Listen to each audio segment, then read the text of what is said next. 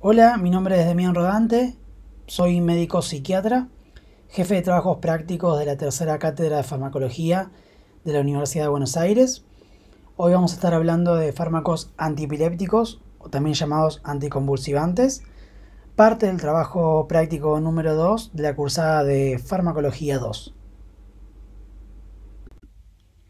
Para comenzar a hablar de fármacos antiepilépticos, es importante tener una definición de lo que es el cuadro epiléptico. La definición más aceptada es la que considera la epilepsia un cuadro en donde suceden dos o más crisis convulsivas o comiciales separadas entre sí por más de 24 horas. Y se considera la epilepsia activa cuando estas dos crisis sucedieron en los últimos 5 años. Básicamente afecta hasta el 2% de la población mundial y dentro de su fisiopatología encontramos descargas paroxísticas, hipersincrónicas y excesivas de un grupo neuronal determinado.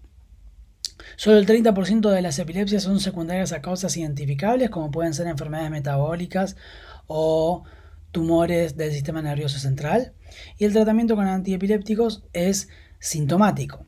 Es decir, es un cuadro que no se cura, sino que se estabiliza o se reduce la frecuencia y la intensidad de las crisis comiciales. Las epilepsias clínicamente se pueden dividir en parciales cuando el grupo neuronal afectado está localizado o generalizadas cuando se afecta a la totalidad de la corteza cerebral.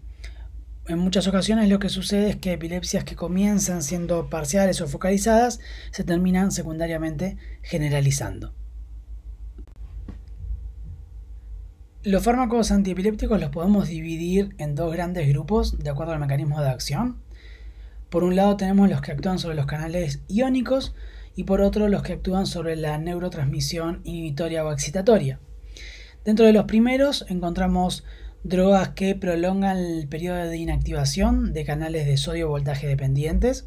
Estas drogas se fijan a la forma inactiva del canal, son dependientes de voltaje porque estos necesitan activarse primero y dependientes de su uso porque cuanto más se activen más efecto va a generar la droga antiepiléptica, con lo cual podemos decir que son fármacos de actividad selectiva, es decir que requieren de la neurona en hiperexcitación y no afectan el normal funcionamiento del resto del sistema nervioso central, y estas drogas dentro de este grupo terminan bloqueando potenciales de acción de alta frecuencia. Como ejemplo de este grupo tenemos a la fenitoína y a la carbamazepina. Dentro del también el primer grupo tenemos las drogas que inhiben los canales T de calcio. Estos canales intervienen en la actividad eléctrica talamocortical, que son características de las crisis de ausencia, por lo cual en este grupo tenemos a la etosuximida como fármaco de primera elección para este tipo de crisis y el ácido valproico. Tener en cuenta que también el ácido valproico tiene múltiples mecanismos de acción y también pertenece al primer subgrupo, no solamente inhibiendo los canales T de calcio. Dentro del grupo de los antiepilépticos que tienen efectos sobre la neurotransmisión, encontramos los que potencian la inhibición GABAérgica, como pueden ser el valproato, las benzodiazepinas y el fenobarbital, la tiagabina y la vigabatrina, con diferentes mecanismos de acción que vamos a ver más adelante. Y están los fármacos que inhiben la excitación glutamatérgica, como las benzodiazepinas, la lamotrigina, la fenitoína y el topiramato.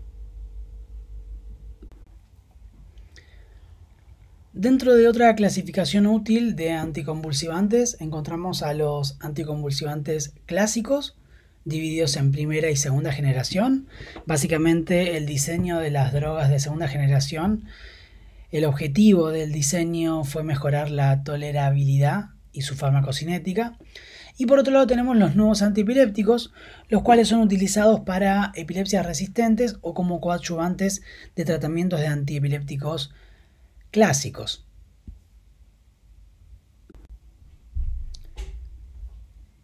A continuación describimos las características más relevantes del fenobarbital, la fenitoína y la etosuximida, que son antiepilépticos considerados de primera generación. El fenobarbital es un barbitúrico. Como barbitúrico modula alostéricamente el receptor GABA de una manera no selectiva, es decir que no necesita de la presencia de GABA para activar el canal. La acción farmacológica es aumentar la afinidad por el GABA y el tiempo de apertura de dicho canal, a diferencia de las benzodiazepinas, que no solamente tienen una actividad GABA selectiva, sino que lo que hacen es aumentar la frecuencia, ¿no?, de la apertura del canal. El fenobarbital tiene indicaciones en crisis epilépticas generalizadas, en parciales simples y en estatus epiléptico, lo cual se considera una urgencia neurológica. Como característica relevante farmacocinética es un potente inductor enzimático del citocromo 12-9 y 3A4. Una de las características que posee en términos farmacodinámicos es generar tolerancia, tanto farmacodinámicamente como farmacocinéticamente, y es una droga, los barbitúricos en general, de estrecho índice terapéutico, con lo cual existe el riesgo de intoxicación, la cual se caracteriza por depresión del sensorio, ataxia y nistagmo.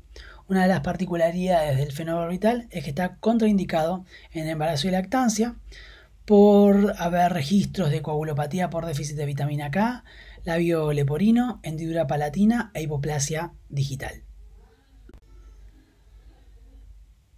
Por otro lado tenemos la fenitoína.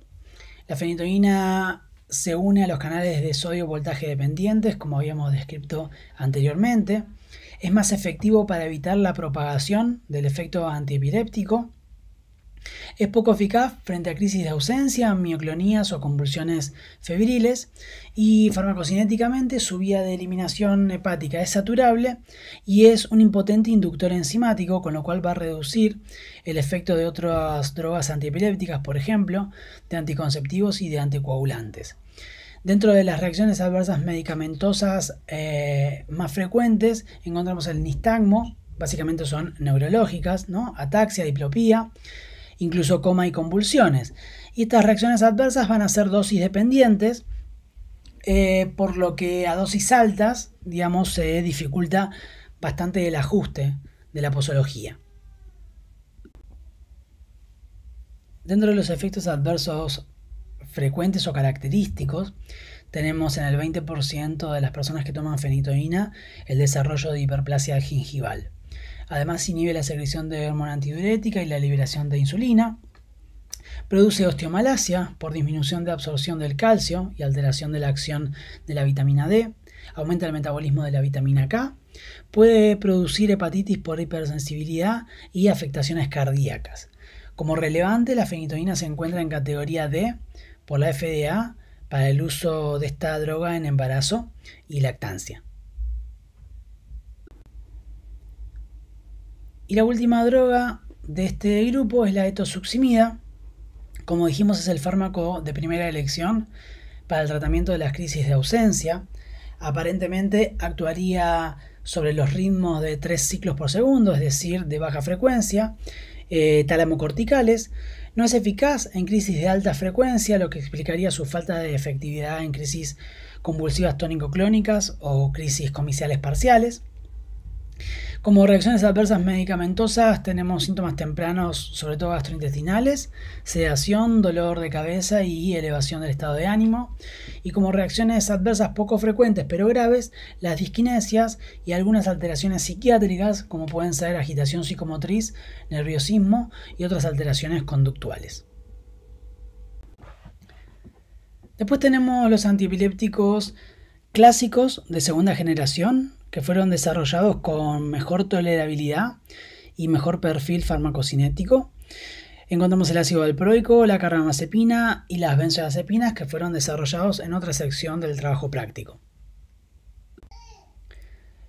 El ácido valproico fue sintetizado en 1882, empleado como vehículo orgánico de otras drogas.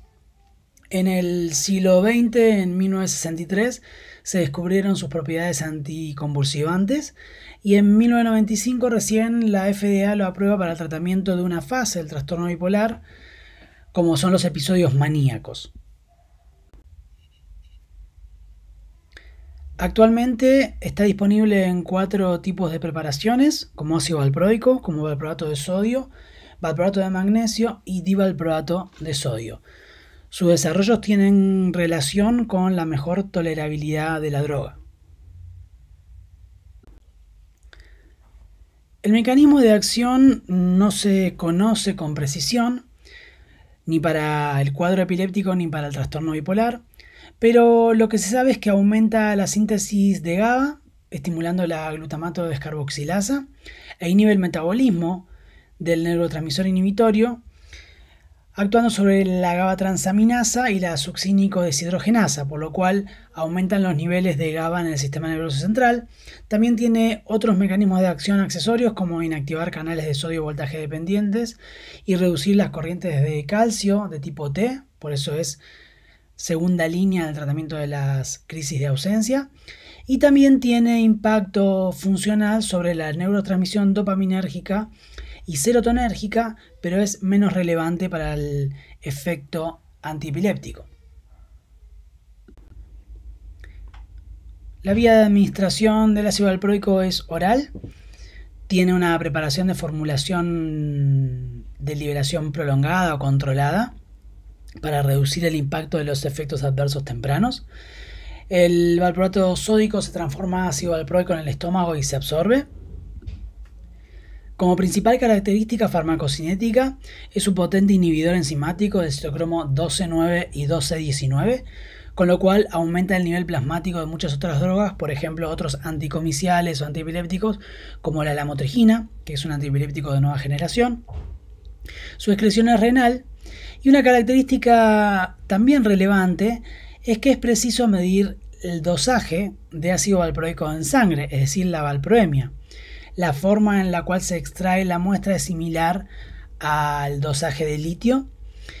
Y a diferencia de la eritemia, la valproemia no solo sirve para evaluar la toxicidad tanto en el cuadro bipolar como en la epilepsia, sino también para evaluar el rango terapéutico antiepiléptico. En general, el ácido valproico es una droga bien tolerada y los efectos adversos se clasifican en frecuentes y poco frecuentes.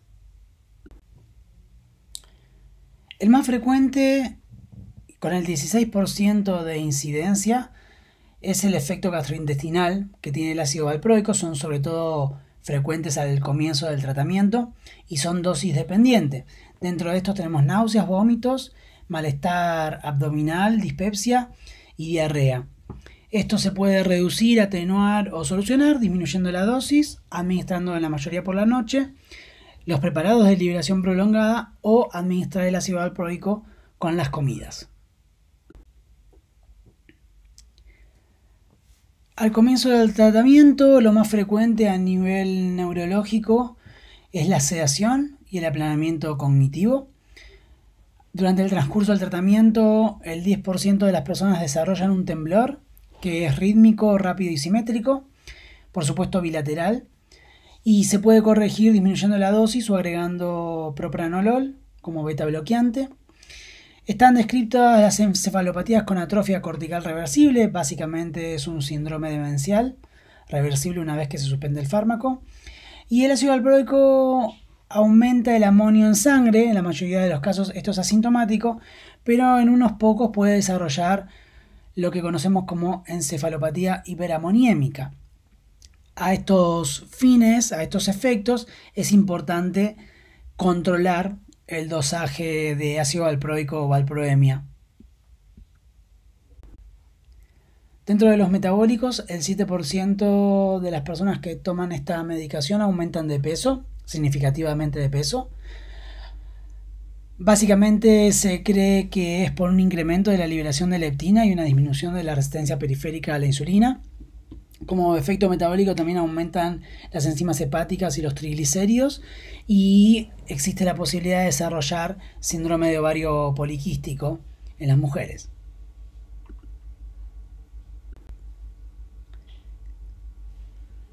A nivel dermatológico, lo más frecuente es una alopecia difusa irreversible en un poco más del 10% de las personas que toman ácido valproico. Y este se puede reducir o manejar con complejos vitamínicos ricos en zinc y selenio o con algunas medicaciones como el minoxidil.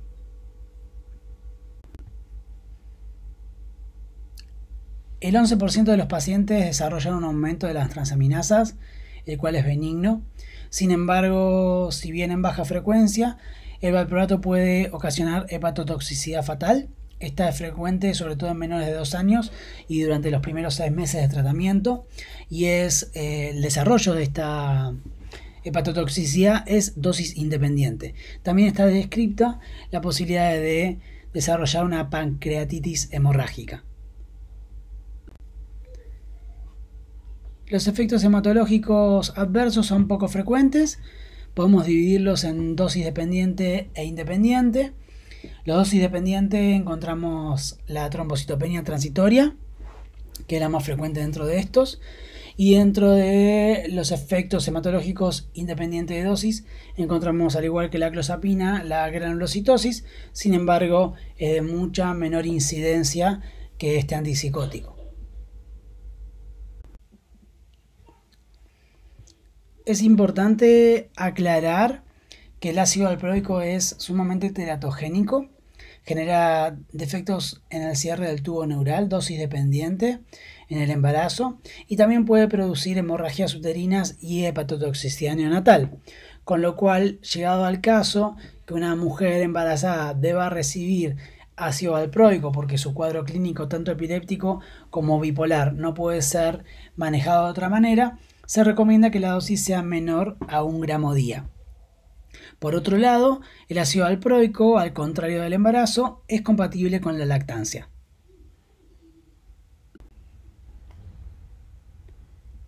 Dentro de las contraindicaciones encontramos alteraciones o disfunción o insuficiencia hepática, hipersensibilidad al ácido valproico y, como dijimos, embarazo.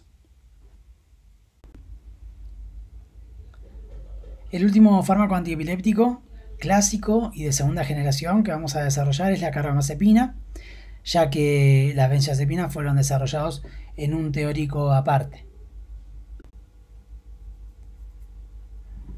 La carbamazepina fue estudiada a mediados del siglo XX como droga antiepiléptica, y en la década de los 70 fueron divisados sus efectos antimaníacos, con lo cual también es utilizado en el trastorno bipolar. Sin embargo, no es de primera línea en esta enfermedad psiquiátrica.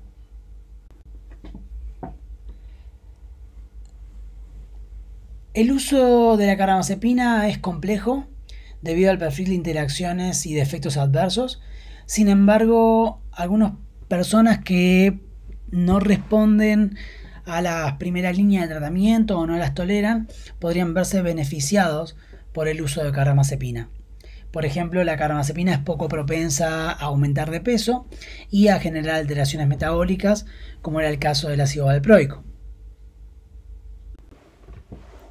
El mecanismo de acción de la carbamazepina es el que antagoniza los canales de sodio voltaje dependientes, uniéndose a su subunidad alfa. Dentro de las indicaciones como antiepiléptico es eficaz en las crisis parciales simples y complejas, sobre todo, y también ha demostrado efectividad en el tratamiento del dolor crónico antineurálgico.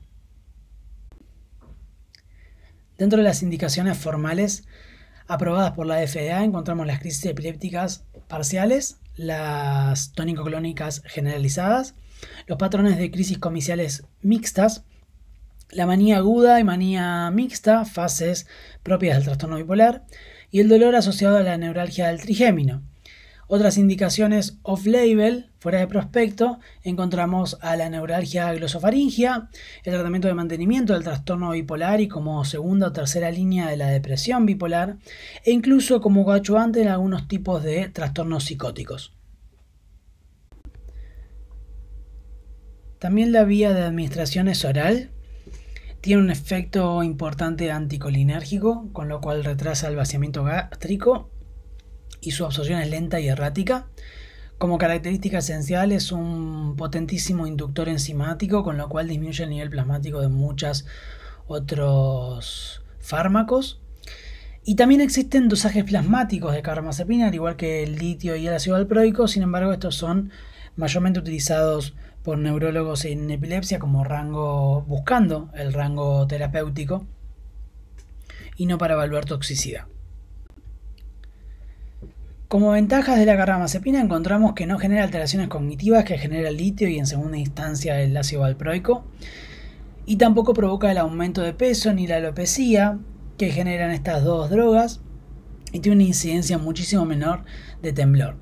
Sin embargo, el 50% de las personas que toman carbamazepina experimentan otros efectos neurológicos, los gastrointestinales y los oftalmológicos, por lo cual el 5% de las personas que inician tratamiento con esta droga deben discontinuar el tratamiento. Son muy frecuentes al comienzo del tratamiento los síntomas gastrointestinales y son dosis dependiente. También ocasionan náuseas, vómitos, pero por el efecto anticolinérgico es muchísimo más frecuente que el ácido valproico, la serostomía, es decir, sequedad bucal, y la constipación. Esto también puede solucionarse disminuyendo la dosis, fraccionándola o dando preparaciones de liberación controlada. Los efectos adversos del sistema nervioso central son dosis dependientes y también tempranos. Incluimos en la descripción la fatiga, la sedación, el vértigo, ataxia, disartria, cefalea y temblor distal. Se pueden corregir también al ser dosis dependientes disminuyendo la dosis o agregando un beta bloqueante para el manejo del temblor. Y se postula que estos efectos adversos podrían estar vinculados a un metabolito activo de la carbamazepina, que es el 10-11-epóxido de carbamazepina. Otro de los efectos adversos es un aumento leve y no progresivo de las transaminasas en hasta un 15% de la población que toma carbamazepina. No es indicación de suspender la medicación, pero sí se recomienda estar pendientes a la pesquisa de signos de alarma de insuficiencia hepática, y estos efectos hepáticos son dosis dependientes también. Dentro de los hematológicos, la hiponatremia es un poco característica, con lo cual hay que pensarlo más de 2 veces la asociación con litio. Y dentro de los dermatológicos encontramos un efecto adverso muy importante, que es el rash en el 10% de la población y el desarrollo de un síndrome de Stevens-Johnson y una necrosis epidérmica tóxica en el caso de hipersensibilidad a la carbamazepina o de aumento rápido de dosis. Al igual que el ácido valproico, está contraindicada en el embarazo, ya que es sumamente teratogénica, triplica la incidencia de malformaciones congénitas, siendo la más frecuente la espina bífida. Como dijimos previamente, el desarrollo de los nuevos antiepilépticos tuvieron el objetivo de tratar cuadros epilépticos resistentes o como coadyuvantes de tratamientos antiepilépticos ya instalados. Vamos a describir brevemente las características más relevantes de cada uno de ellos.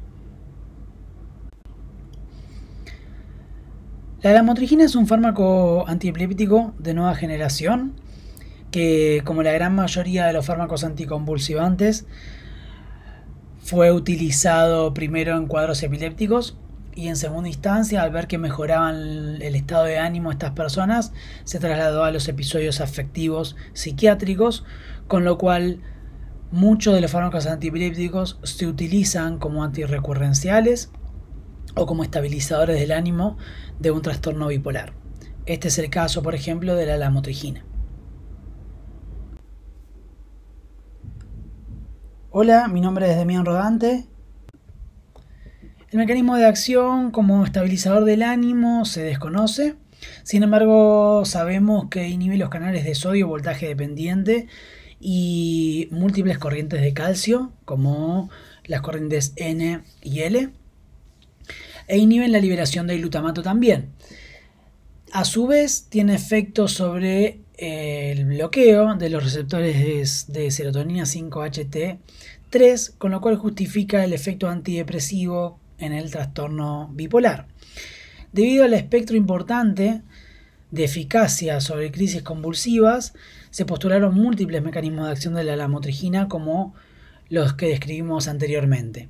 Se puede utilizar en monoterapia o en terapia combinada en los casos de epilepsia crónica refractaria, epilepsia generalizada idiopática y en el síndrome de Lennox-Gastaut.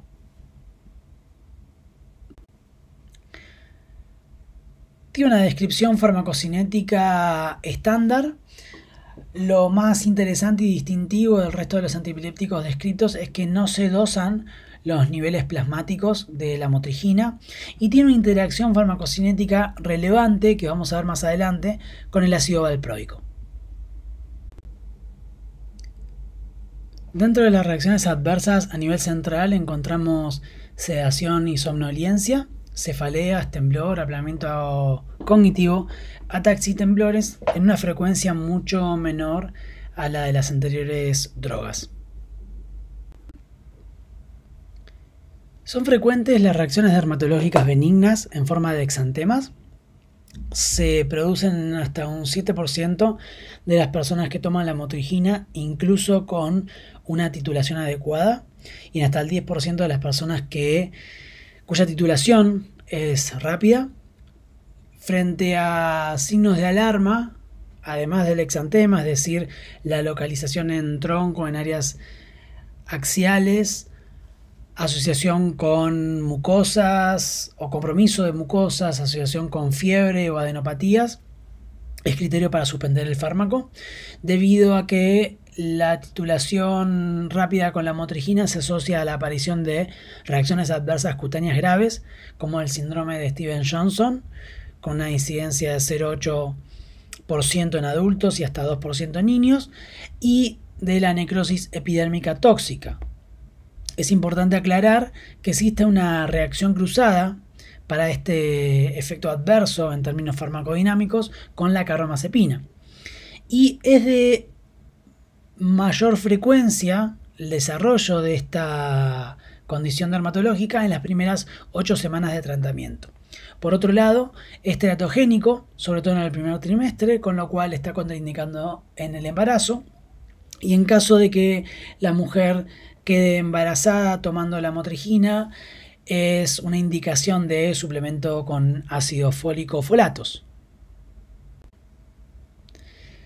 Debido al riesgo de desarrollar síndrome de Stevens-Johnson, la droga tiene que ser titulada muy lentamente y recién se llega a la dosis necesaria, que es promedio 200 miligramos por día, en una titulación de 6 semanas. Se debe tener especial cuidado cuando se lo utiliza en combinación con valproato o ácido valproico, ya que esta última droga inhibe el citocromo microsomal, con lo cual aumenta la concentración de la motrigina en sangre y aumenta el riesgo, obviamente, de desarrollar patología cutánea grave. Con lo cual, si se indica la asociación ácido valproico y la motrigina, la dosis de la titulación de la motrigina debe reducirse a la mitad. Si se asocia por el contrario con carbamazepina, que es un inductor enzimático, primero que no está recomendado por la reacción cruzada dermatológica, pero en el caso de asociarlo, la dosis de la motrigina debe ser mayor, debe aumentarse debido a al perfil farmacocinético inductor enzimático de la carbamazepina. Si existe hipersensibilidad a la motrigina, es una clara contraindicación y también está contraindicado en menores de 12 años. Otro de los nuevos antiepilépticos es la oxcarbazepina. Es un análogo de la carbamazepina, pero tiene diferenciada su hepatotoxicidad y su neurotoxicidad. Es útil en monoterapia y como coadyuvante en crisis parciales, incluso en menores de edad. Su hiponatremia es dosis dependiente. No es inductor enzimático, la característica más relevante es esta, a diferencia de la carbamazepina. Pero también está contraindicada por falta de estudios en embarazo y lactancia.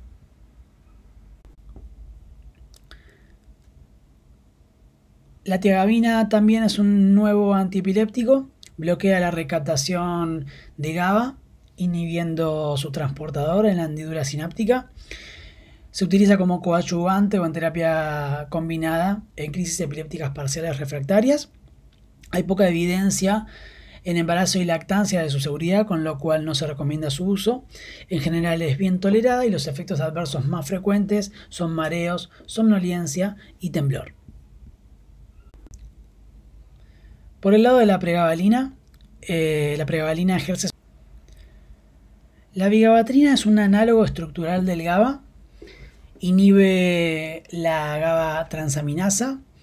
Su unión es por unión covalente, con lo cual se la considera una droga suicida en tanto y cuanto, una vez finalizado el proceso, se elimina tanto la enzima como la molécula del fármaco. Solamente tiene una indicación, que son crisis parciales refractarias en adultos, y como efecto adverso relevante encontramos la pérdida de la agudeza visual bilateral progresiva y permanente. La gabapentina o gabapentine también es un análogo estructural del GABA, aunque al igual que la pregabalina ejerce su actividad bloqueando la misma subunidad, uniéndose a la misma subunidad, bloqueando los canales de calcio voltaje dependientes. También se utiliza como coadyuvante en crisis epilépticas parciales y tiene como indicación a la neuralgia posherpética.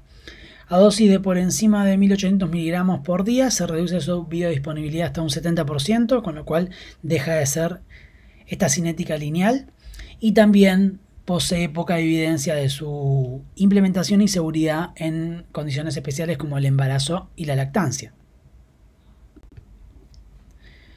La anteúltima droga que veremos como antiepiléptico es el topiramato. El topiramato es estructuralmente distinto de las otras drogas anticonvulsivantes. Se diseñó buscando un efecto hipoglucemiante que tiene relación con uno de los efectos adversos, que es la pérdida de peso, y está comercializado desde 1997. Además de inactivar canales de sodio voltaje dependientes y potenciar la acción de GABA sobre su receptor, antagoniza receptores glutamatérgicos de caniato-AMPA. Dentro de las reacciones adversas características, como decíamos, está la pérdida de peso, las parestesias de las extremidades, sobre todo inferiores, alteraciones cognitivas como disminución de la capacidad de la concentración o distractibilidad, y litiasis renal, sobre todo en personas con predisposición a desarrollarla. ¿Existe alguna interacción relevante con anticonceptivos, por ejemplo, ya que el topiramato reduce la eficacia de estos últimos? Finalmente tenemos una de las drogas antipilépticas más nuevas, el levetiracetam. Como mecanismo de acción principal reduce la liberación de calcio intraneuronal. Básicamente lo que afecta es los niveles intraneuronales de calcio mediante la inhibición parcial de la corriente de calcio de tipo N, y así reduciendo la liberación de calcio de la reserva intraneuronal. Y además se une a la proteína 2A de las vesículas sinápticas involucrada en la exocitosis de neurotransmisores. Esto es bastante específico de esta droga.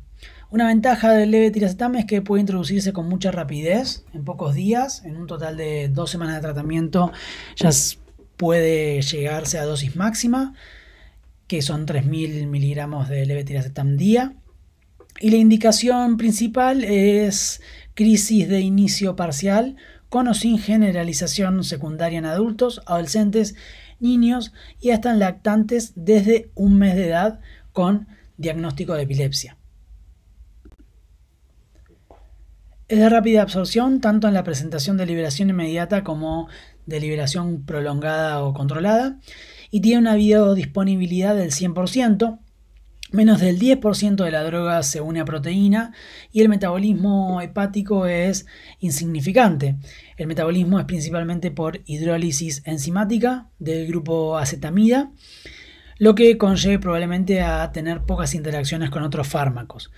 Su excreción renal es del 66% como droga inalterada y tiene una vida media de aproximadamente 7 horas. El levetiracetam produce reacciones adversas frecuentes y características, como pueden ser la nasofaringitis y la tos, la anorexia o pérdida del apetito, síntomas psiquiátricos anímicos como depresión, hostilidad y agresividad, ansiedad, insomnio, irritabilidad y nerviosismo. También puede producir somnolencia, cefalea, astenia, fatiga, vértigo, síntomas gastrointestinales como dolor abdominal, diarrea, dispepsia, vómitos y náuseas.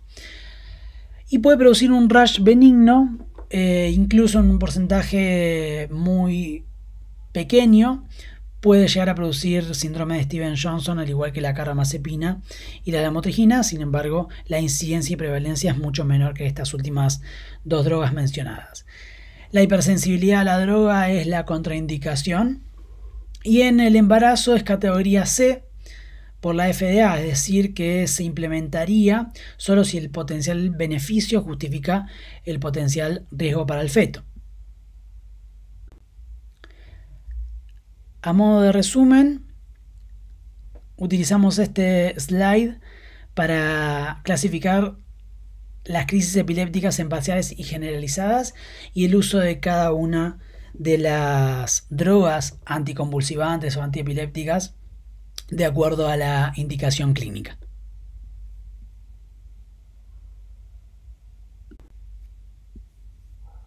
Muchas gracias por su atención.